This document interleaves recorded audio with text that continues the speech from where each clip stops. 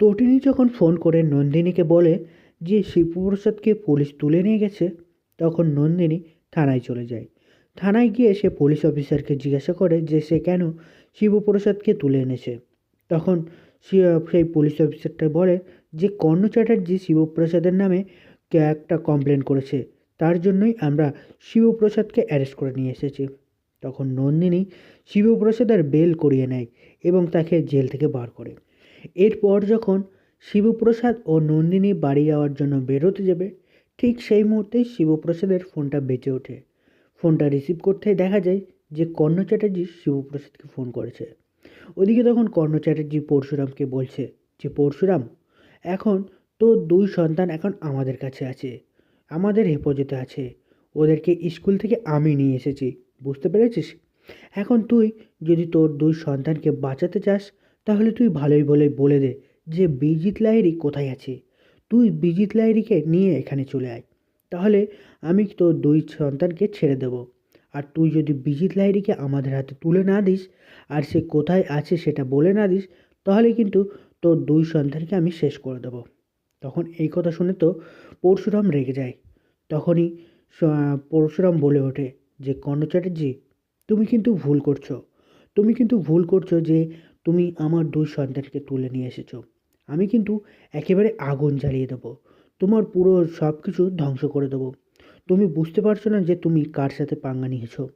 আমি পরশুরাম, পরশুরাম কখনোই কারোর কাছে হার মানে না, আর তুমি সেটা ভালো করেই জানো। আর তুমি কি ভাবছো যে আমি বিজিত লাহিড়ীকে দিয়ে আমি দুই সন্তানকে বাঁচাবো?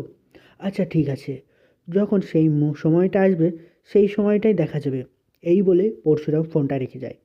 আর তখন নন্দিনী শিবপ্রসাদকে জিজ্ঞাসা করে যে সে জামাইবাবু কী হলো? তখনই পরশুরাম বলে ওঠে যে নন্দিনী, কর্ণ চ্যাটার্জি আমার দুই সন্তানকে কিডন্যাপ করেছে। তারা বলছে যে তটিনী নাকি জানে যে বিজিত লাহিড়ী কোথায় আছে। আসলে বিজিত লাহিড়ীর ব্যাপারে কি করে জানবে তটিনী? তটিনী তো কিছুই জানে না। আর বিজিত লাহিড়ীকে তো বলেছিল সে স্পেশাল ব্রাঞ্চের লোকজন কিডন্যাপ করেছে। তাহলে তাহলে কর্ণ চ্যাটার্জি এখন আমাকে ফোন করে এভাবে কেন থ্রেট দিচ্ছে? আর আমার দুই সন্তানকে এভাবে কেন কিডন্যাপ করেছে? আমি তো সেটাই বুঝতে পারছি না। তখন এই কথা শুনে তো নন্দিনী অবাক হয়ে যায় এবং মনে মনে ভাবে তটিনী কি এখানে জড়িত আছে? আর কর্ণ চ্যাটার্জি কেনই বা তটিনীকে ফোন করেছে? আর কেনই বা এই শিবপ্রসাদকে ফোন করেছে? এমনি এমনি তো আর কর্ণ চ্যাটার্জি এদেরকে ফোন করবে না। নিশ্চয়ই এর পেছনে বড় কোনো কারণ আছে। আর কর্ণ চ্যাটার্জি বিজিত লাহিড়ীকে ছাড়ানোর জন্য কেনই বা শিবপ্রসাদ ও তটিনীর দুই সন্তানকে কিডন্যাপ করেছে? ওরা কি করবে? ওরা কি করে পারবে যে বিজিত লাহিড়ীকে ছাড়িয়ে আনতে? বিজিত লাহিড়ী তো এখন স্পেশাল ব্রাঞ্চের লোকজনের হাতে আছে, আর সেখান থেকে অন্য একজন নিয়ে পালিয়ে গেছে। এখন তো স্পেশাল ব্রাঞ্চের হাতেও নেই বিজিত লাহিড়ী। তাহলে বিজিত লাহিড়ীকে এখন এই শিবপ্রসাদ কোথা থেকে জোগাড় করবে? তাহলে কি পারবে শিবপ্রসাদ ও তার দুই সন্তানকে বাঁচাতে? এখন কি করবে? এদিকে তখন নন্দিনীর মনে পড়ে যায় সেই পেন ড্রাইভটার কথা। তখন সে বলে, পেন ড্রাইভ, আমাকে যত তাড়াতাড়ি সম্ভব ওই পেন ড্রাইভটা দেখতে হবে। নিশ্চয়ই ওই পেন ড্রাইভের মধ্যে এমন কিছু আছে যেটা খুব গোপনীয়। নইলে তটিনী তার মেকআপের মধ্যে এই পেন ড্রাইভটা কেন রেখে দেবে? আর নিশ্চয়ই মেকআপ বক্সে তো মানে শিবপ্রসাদ কখনো হাত দিত না। তাই জন্যই তটিনী এভাবে পেন ড্রাইভটা ওখানে রেখে দিয়েছে। এরপর দেখা যায় পরশুরাম যখন তার অফিসে চলে আসে, ঠিক সেই মুহূর্তেই কবির পরশুরামকে ফোন করে। ফোনটা পরশুরাম রিসিভ করতেই কবির বলে ওঠে যে এই যে পরশুরাম, বলেছিলাম না বিজিত লাহিড়ীকে ছেড়ে দে। তুই তো আমার কথা শুনলি না। এবার বুঝতে পারলি তো যে আমি মিথ্যা মিথ্যা কথাগুলো বলিনি। এবার দেখব তুই তোর সন্তানকে কি করে বাঁচাস। তোর দুই সন্তানকে কিন্তু আমি কিডন্যাপ করেছি, আমি নিয়ে চলে এসেছি। এখন কর্ণ চ্যাটার্জির লোকজন তাদেরকে ধরে রেখেছে। তুই বুঝতে পারছিস না যে তাদের সাথে কী কী করতে পারে। তার জন্যই তোকে বলছি যে তুই বিজিত লাহিড়ীকে আমাদের হাতে তুলে দে। আর তোর সমস্ত পরিচয়, আর তুই যে আসলে পরশুরাম সেটা সবাইকে জানিয়ে দেবো। তুই ভাবতেও পারছিস না যে তোর সাথে কী কী ঘটতে চলেছে। তখনই পরশুরাম বলে, কবির, তুই কি আমাকে থ্রেট করছিস? তুই কিন্তু ভুলে যাস না তুই কার সাথে কথা বলছিস। তুই পরশুরামের সাথে কথা বলছিস, বুঝতে পারছিস? পরশুরাম, সে কখনোই হার মানতে শিখেনি, আর সে ভবিষ্যতে কখনো হারও মানবে না। বিজিত লাহিড়ী এখন আমাদের এই মুহূর্তে আমরা এখন ওকে দিতে পারবো না, ওকে আমরা কোর্টে পেশ করতে হবে, বুঝতে পেরেছিস? এই বলেই ফোনটা রেখে দেয়। অন্যদিকে তখন হাসপাতালে দেখা যায় কর্ণ চ্যাটার্জি তটিনীকে মারার জন্য লোক পাঠিয়েছে, তটিনীকে ব্ল্যাকমেল করার জন্য লোক পাঠিয়েছে। তো কর্ণ চ্যাটার্জির লোক হাসপাতালে পৌঁছে যায়। হাসপাতালে পৌঁছে সে ডাক্তারদেরকে জোর করে নিয়ে সে তটিনীর কাছে চলে যায়। তটিনী কোন রুমে আছে সেটা তাদের থেকে জেনে নেয় এবং তারা গিয়ে তটিনীর মাথায় বন্দুক তাক করে তাকে ভয় দেখানোর চেষ্টা করে যে তারা শেষ করে দেবে। ঠিক তখনই দেখা যায় সেখানে পরশুরাম চলে যাওয়ার পরে সেখানে নিশাও অপেক্ষা করছিল। নিশা তটিনীর সাথে দেখা করার জন্য অপেক্ষা করছিল।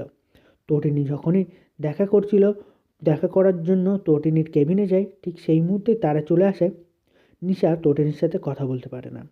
এদিকে লোকগুলো যখনই তটিনীকে ভয় দেখাচ্ছিল, ঠিক সেই মুহূর্তেই একজন ফোনটা লাউড স্পিকারে দিয়ে দেয়। তখন কথা বলে কর্ণ চ্যাটার্জি, কথার আওয়াজ শুনে বোঝা যাচ্ছে। তখন কর্ণ চ্যাটার্জি বলে ওঠে যে তটিনী, তোর 2 সন্তান এখন আমার কাছে আছে, তুই বিজিত লাহিড়ী কোথায় আছে তুই সেটা বলে দে। আমি জানি বিজিত লাহিড়ী তোর হাতেই আছে, তুই বিজিত লাহিড়ীকে নিয়ে গেছিস, তাই তোর সন্তানকে বাঁচানোর জন্য তুই এই কাজগুলো করে দে, বিজিত লাহিড়ীকে আমাদের হাতে তুলে দেয়। আর ঠিক সেই মুহূর্তে দেখা যায় সেখানে পরশুরাম চলে আসে। পরশুরাম এসে কর্ণ চ্যাটার্জির গুন্ডাদের সাথে ফাইট করে। আর এদিকে পরশুরাম যখন সেই গুন্ডাগুলোর সাথে ফাইট করছিল, তখন এদিকে এভাবে শিবপ্রসাদকে ফাইট করতে দেখে তো তটিনী অবাক হয়ে যায়। তটিনী অবাক দৃষ্টিতে তাকিয়ে থাকে শিবপ্রসাদের দিকে। শিবপ্রসাদ যে ফাইট করছে সেটা অবাক চোখে দেখতে থাকে। এদিকে সেই মুহূর্তে সুযোগ বুঝে নিশা সেখান থেকে পালিয়ে যায়। এদিকে তখন পরশুরাম কর্ণ চ্যাটার্জির লোকদেরকে ফাইট করে শুয়ে দেয়। তখন শিবপ্রসাদ তটিনীর কাছে চলে আসে। আর তখন তো শিবপ্রসাদ বুঝতে পারে যে তটিনী অবাক দৃষ্টিতে তার দিকেই তাকিয়ে আছে। তখন পরশুরাম পরিস্থিতি সামলানোর জন্য তটিনীর কাছে এসে বলে যে তটিনী, তোমার কিছু হয়নি তো? তুমি কোনো আঘাত পাওনি তো? তোমার কোনো অসুবিধা হয়নি তো? এদিকে তখন তটিনী পরশুরামের দিকে অবাক দৃষ্টিতে তাকিয়ে আছে এবং সে মনে মনে ভাবছে যে এর আগেও লাট্টু ও পিকুকে বাঁচানোর জন্য পরশুরাম লড়াই করেছিল। সে তখন বলেছিল যে তার সন্তানকে বাঁচানোর জন্য সে ফাইট করেছে, এমনিতে সে ফাইট করতে জানে না।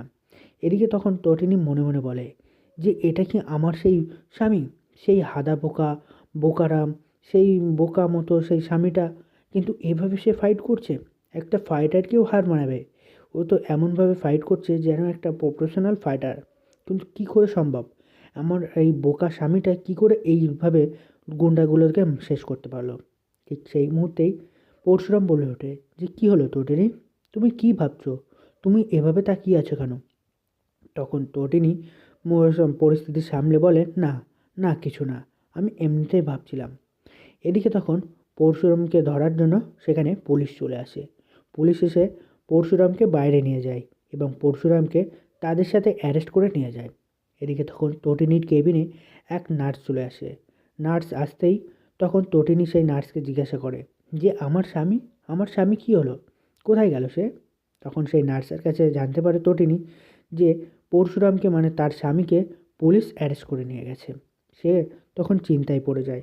সে সাথে সাথে সেই নার্সের ফোনটা নিয়ে নন্দিনীকে ফোন করে এবং ফোন করে ঘটনাটা বলে দেয়।